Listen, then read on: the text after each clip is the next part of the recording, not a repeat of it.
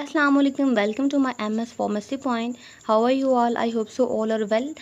Today we will discuss the carbohydrates. First of all, we have to define the definition of the carbohydrates. The definition of the carbohydrates is given as carbohydrates are polyhydroxyaldehydes or ketones.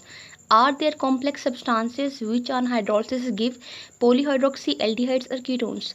अब हम कैसे define करेंगे carbohydrates को। वो कहता है कि इसके अंदर 3 फंक्शनल ग्रुप्स होते हैं जिनकी बेस पे जो है वो इनको डिफाइन किया जाता है।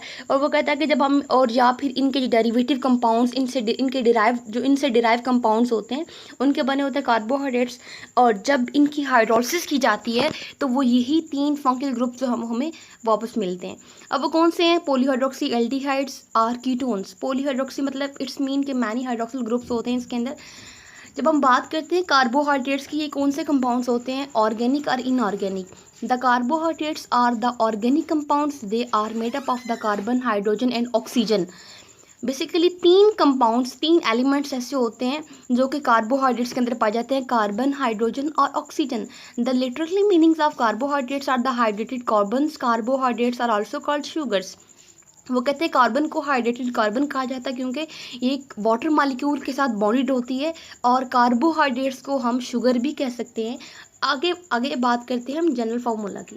As the carbohydrates are the hydrated carbons, so the number of water molecules attached to the carbon are equal in number of carbon atoms। वो कहता है जितने नंबर ऑफ कार्बन एटम्स होंगे उतनी उसके साथ वाटर मॉलिक्यूल्स अटैच होंगे।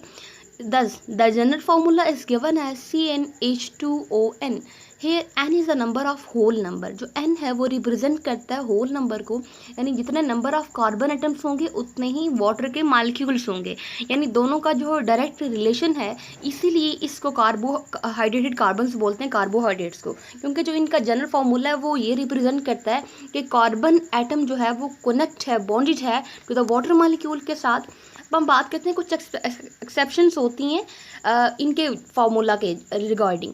Exception to the general formula and definition, there are some such carbohydrates which contain nitrogen, phosphorus or sulfur also in addition to carbon। वो कहता है कि इसके अलावा कार्बन, हाइड्रोजन, ऑक्सीजन के अलावा इनमें कुछ ऐसे एलिमेंट्स पाए जाते हैं जो कि अब यहाँ पे हम डिस्कस कर चुके हैं। नाइट्रोजन है, फास्फोरस और सल्फर, 3 ऐसे कंपाउंड हैं जो कि कार्बन, ऑक्सीजन और हाइड्रोजन के अलावा भी पाए जाते हैं। Rhamnose has a formula C6H12O5 also all the compounds having formula CnH2। वो कहता है कि लाजमी नहीं है कि वो कार्बोहाइड्रेट्स हों जिनका फार्मूला ये हो CnH2ON। No, may not be carbohydrates. अब वो कहते हैं एग्जाम्पल्स, कुछ एग्जाम्पल्स दे दी गई हैं जिनकी बेस पे उसने इसको डिफाइन किया है। Formic acid, acetic acid and lactic acid are some examples of such compounds. वो कहते हैं कुछ ऐसे कंपाउंड्स के एग्जाम्पल्स हैं। So all the compounds having formula CnH2ON may not be carbohydrates। Formic acid and lactic acid are some examples of such compounds। वो ये कहता है कि इन कंपाउंड्स का जो फार्मूला होता है, जनरल फार्मूला, वो इसी तरह का होता है, लेकिन वो ये नहीं, कार्बोहाइड्रेट्स नहीं होते। नेक्स्ट अगर हम बात करते हैं कैरेक्टरिस्टिक्स ऑफ कार्बोहाइड्रेट्स की, in the general carbohydrates are white solids sparingly soluble in organic liquids but except for certain polysaccharides are soluble in water। वो कहते हैं कि जो कैरेक्टरिस्टिक्स हैं कार्बोहाइड्रेट्स की वो वाइट सॉलिड्स होते हैं, स्पेरिंगली सॉल्युबल ऑर्गेनिक लिक्विड्स के अंदर होते हैं, लेकिन कुछ पॉलीसैकेराइड्स जो कि वाटर के अंदर सॉल्युबल होते हैं।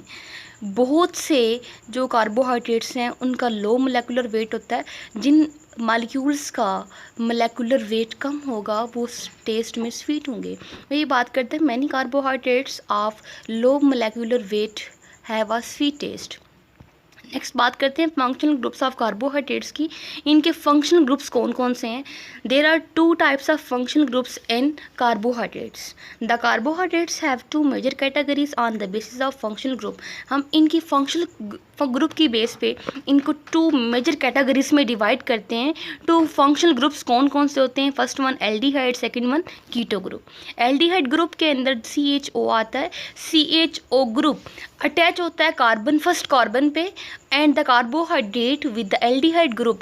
और वो कार्बोहाइड्रेट्स जिनके अंदर एल्डिहाइड ग्रुप होगा वो शुगर, वो कार्बोहाइड्रेट्स कहलाएंगी एल्डोस शुगर। अब बात करते हैं नेक्स्ट की कीटो ग्रुप। कीटो ग्रुप के अंदर R carbon double bond O और आएगा, इज ऑन द सेकंड। ये जो कीटो ग्रुप है सेकंड कार्बन पे अटैच होगा। The sugars with ketonic group are called ketosis और keto sugar.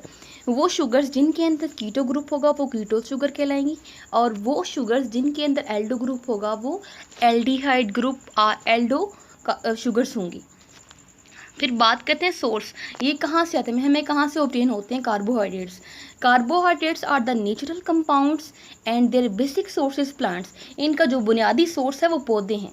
The chief source of carbohydrates is the cereal. जो इसका चीफ सोर्स है वो सीरियल है, और सीरियल के अंदर बहुत ज़्यादा स्टार्च पाई जाती है। Starch is the abundant in the cereals. अब वो बात करते हैं कि इसके अलावा किन किन में जो है वो कार्बोहाइड्रेट्स किन किन में पाए जाते हैं।